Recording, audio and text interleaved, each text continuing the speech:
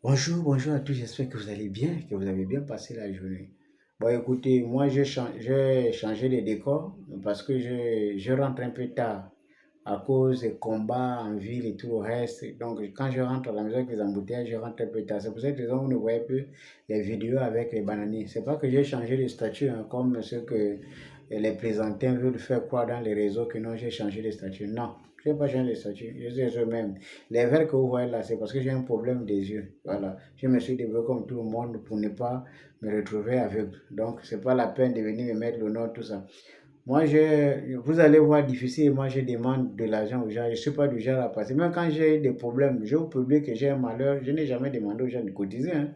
Parce que je ne suis pas venu dans le combat pour compter sur quelqu'un. Je ne suis pas venu dans le combat pour compter sur l'aide de quelqu'un. C'est pour ça que je ne demande pas d'aide. J'ai perdu mon père, là. J'ai affiché que j'ai perdu mon père. Moi, je n'ai pas reçu les cotisations de qui que ce soit. Personne ne m'a envoyé l'argent. Il y a un compatriote qui m'avait appelé à Nibox pour dire, oh, Serge, vraiment, je n'ai rien. Mais quand même, mes condoléances, il m'a envoyé 5 000. A été monnaie. C'est là, même le message encore là. Ouais. Donc, moi, je ne suis pas quelqu'un qui n'est pas reconnaissant dans la vie. Voilà. Donc, c'est pas la peine d'amener mon nom partout que non, il a changé de statut. Quoi. Je travaille ici. Si je travaille pour quelqu'un, je travaille. On me donne les heures, je pars. Quand je rentre, j'ai le temps, je fais la vidéo. Bon, bref, c'est pas ça l'objet de notre de l'entretien aujourd'hui. Aujourd'hui, l'objet de l'entretien, c'est les 100 jours. Les 100 jours des membres du gouvernement. Et vous savez, Brice Koto Oligemo, au lendemain de sa victoire, avait donné l'ultimatum au ministre, à son gouvernement, que vous disposez de 100 jours pour me prouver que vous avez la capacité nécessaire pour réaliser mon projet de société. Je commence d'abord par le décor pour vous permettre de comprendre. Parce que nous ne faisons pas la même chose, nous on fait de la sensibilisation. Un président de la République a la vision. Il va mettre en place l'ensemble de ces instruments-là sous forme de dossier qu'on va appeler projet de société. Donc le projet de société, c'est la vision du président de la République. Ça veut dire quoi? Ça veut dire que ce que le président de la République propose de faire, si une fois il est élu, c'est ce qu'on appelle projet de société. Oligema avait son projet de société avant les élections. C'est ça le projet, c'est ça la vision. Maintenant, pour matérialiser la vision d'Oligema une fois élu, parce que ça pouvait être un autre président, mais on a choisi Oligui, vous avez choisi Oligui. Comme Oligui est président, pour matérialiser son projet de société, il s'est entouré de gouvernement. Le gouvernement, c'est le laboratoire qui examine les contours de la mise en application du projet de société du président de la République.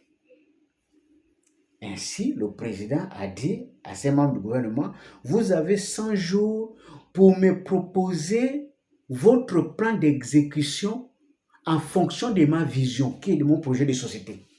À partir du moment où le président dit ça, tu vas et puis tu vas faire le contour. Et d'après ce que Herman Imongo a expliqué, chaque département ministériel a reçu des missions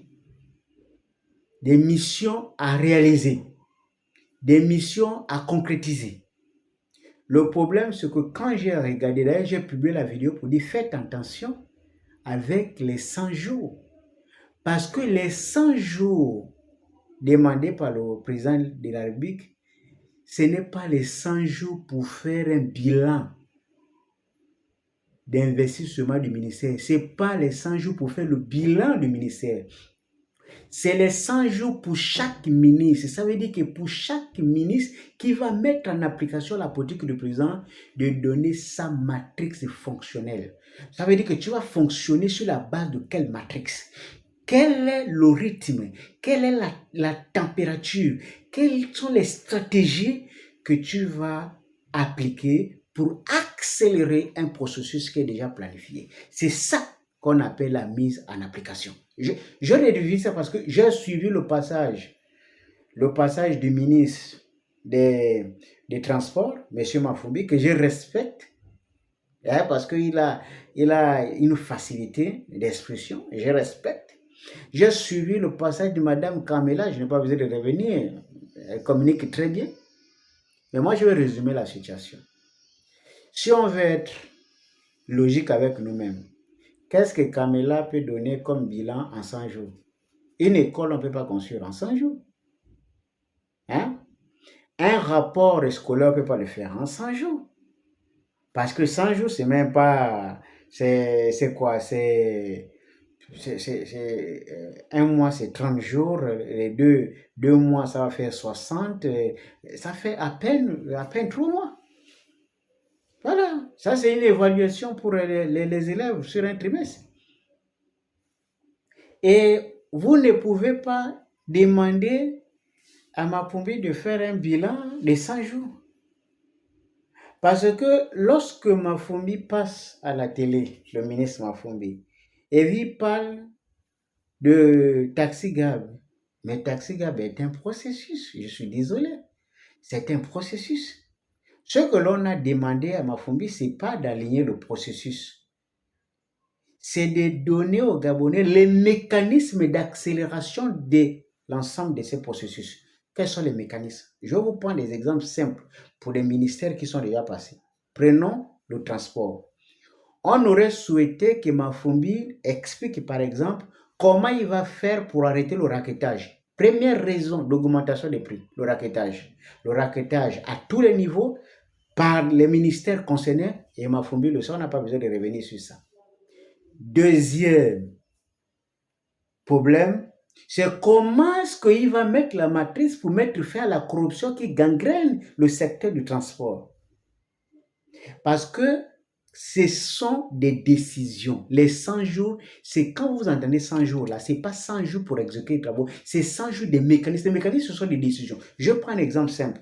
Si vous êtes ministre aujourd'hui du transport, comme Mafumbi par exemple, vous allez dire, bon, écoutez, moi j'ai parlé au ministre parce que Mafumbi a bien précisé qu'il y a des secteurs où on est obligé de dialoguer ou bien obligé de travailler avec les autres ministères parce que ça ne dépend pas seulement du ministère du Transport. Par exemple, si vous voulez réduire les prix des transports, il va falloir collaborer avec les autres ministères. Et je suis tout à fait d'accord avec le ministre quand il dit qu'on ne peut plus entendre le gouvernement, que le gouvernement puisse sponsoriser quoi que ce soit.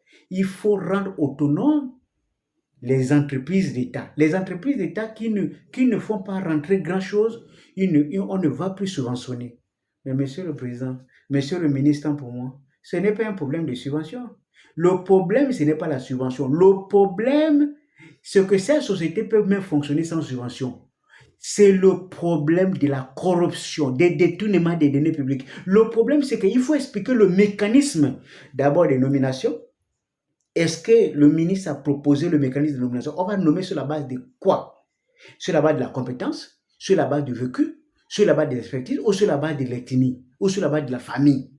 À partir du moment où vous êtes ministre, votre secrétaire général est de votre ethnie et tout le reste, vous ne pouvez pas, peu importe ce que vous allez faire, ça ne va jamais réussir. Il faut donc les bases. Or, les bases manquent fondamentalement chez nous.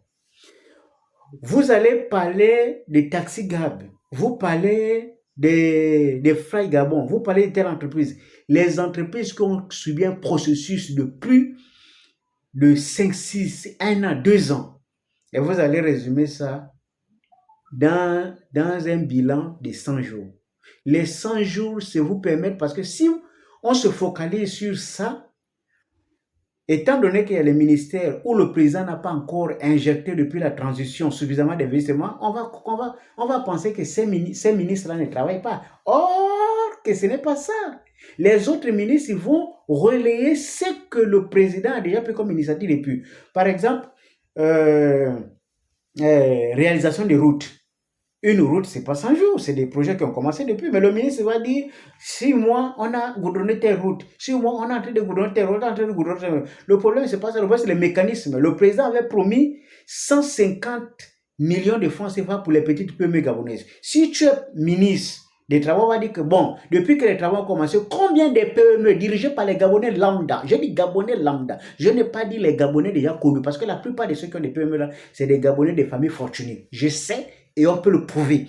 Mais les Gabonais lambda, ça veut dire que les Gabonais sortis de la pauvreté, ils sont combien à avoir reçu le marché de 150 millions? Et ils sont combien à avoir accompagné? Parce que quand on va dire, non, on donne 150 millions, il va se volatiliser pour quand? On vous a dit qu'on remet de l'argent. On met l'argent dans une banque et le monsieur doit venir justifier la dépense avec des preuves à l'appui.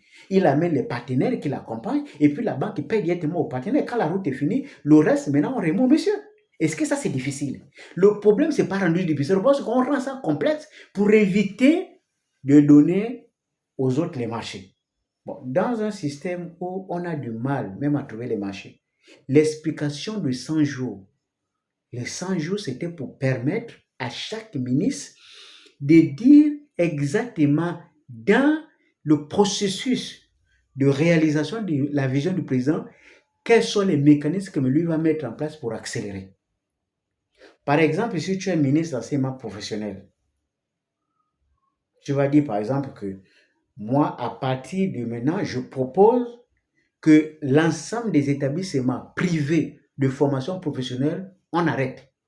Désormais, pour être fondateur d'un établissement privé, que ça soit professionnel ou bien d'enseignement général, il faut être un inspecteur d'éducation nationale en ce qui concerne l'enseignement général et il faut être un professeur agrégé des universités pour l'enseignement supérieur et pour l'enseignement technique, il faut être un ingénieur qualifié et reconnu, sans quoi tu ne peux pas ouvrir un établissement. Ça, ce n'est pas de l'argent, c'est de la décision. Ce qu'on appelle les outils de la décision, ce sont ces outils-là qui amènent le ministre à rendre opérationnel les décisions du président de la République. Parce que vous avez déjà mis les mécanismes, ça va être facile pour faire le reste. Parce que si le ministre vous dit, moi j'ai besoin d'une formation de qualité et que vous n'avez pas au préalable mis les conditions pour que ceux qui vont mettre sa musique soient déjà programmés, vous n'allez pas réussir. Parce que Kenko et les autres centres, même le centre basé au Nimba, aujourd'hui les enseignants sont en grève. Parce que la matière d'œuvre, le matériel qu'on travaille avec, aujourd'hui nous sommes avec les voitures automatiques. Allez-y au centre basé au Nimba, section mécanique. Le moteur que vous avez trouvé là-bas, ce sont les Peugeot d'avant des Français d'avant, les moteurs de Land Rover, des trucs inutiles, alors qu'on peut transformer le centre de formation professionnelle basé au Ndimba en centre opérationnel. Ça veut dire que qui répare les voitures de l'ensemble des ministères, au lieu de trouver les voitures des ministères dans les garages dirigés par les gens dans les quartiers, on envoie ça au centre. Parce que c'est vous qui formez, non? Ils vont réparer les voitures de la présidence, des ministères, de tout. Vous envoyez là-bas. Même les voitures de l'armée, vous envoyez là-bas. Et après, vous pouvez envoyer les spécialistes de génie militaire pour former les gars là-bas. Et là, vous allez faire sortir des élèves diplômés, méritants et opérationnels. Mais ça, ce n'est pas un centre. Département informatique, vous allez les envoyer 4 ordinateurs pour 105 élèves. Moi-même, je suis passé par là. Je sais de quoi je parle. Ça veut dire qu'on n'innove pas. On fait la même chose de façon mécanique. À l'heure actuelle où je parle, on forme même encore un bibliothécaire à Centre Basile Onimba. Vous avez vu où on a dit qu'on cherche les bibliothécaires? Où? En 2026. Et qui forme ça? Le ministre, il est au courant que ce sont des départements. On a besoin des gens pour former dans l'électricité à la ECG, dans les mines, parce que bientôt on va exploiter les mines. Au lieu d'envoyer les gens en formation, au lieu de former dans les secteurs en rapport avec notre économie, vous allez faire des formations qui n'ont rien à voir. Là, on est en train de digitaliser les permis. On est en train de digitaliser. Qui va contrôler tout ce dispositif-là qu'on va mettre en place? C'est qui? Ce n'est pas des informaticiens. Vous allez les former comment? Avec 4 ordinateurs pour 100 personnes. Soit on se penche sérieusement sur les problèmes, soit il n'y a pas de stratégie. Vous ne pouvez pas faire un bilan de 100 jours en citant les projets de 5-6 ans, de 4-5 ans, de 12. Ça, c'est les projets de projection. Quand on a un projet, ça veut dire qu'on va appliquer la politique du président de la BIC. Le président dit qu'on construit 50 établissements supérieurs. Par exemple, dans les 50 établissements supérieurs, c'est un processus. Si vous réalisez 3 établissements et que vous êtes démis de vos fonctions, celui qui vous remplace, il trouve une feuille de route et il continue juste à réaliser les 50 avant que le président ne termine son mandat. Si le président dit que ça va être fait dans 10 ans, donc le président sait que avant mon départ, il faut que les 3 établissements que j'ai promis soient réalisés. C'est le ministre qui a la responsabilité de réaliser. Maintenant, c'est la musique que le ministre doit dire aux gens quelle est la musique qui va implémenté pour que, voilà, pour que les danseurs puissent aller au même rythme. C'est des trucs, c'est ce qu'il faut faire pour aller de l'avant. Or, ce à quoi on a assisté à Gabon Télévision, je suis désolé.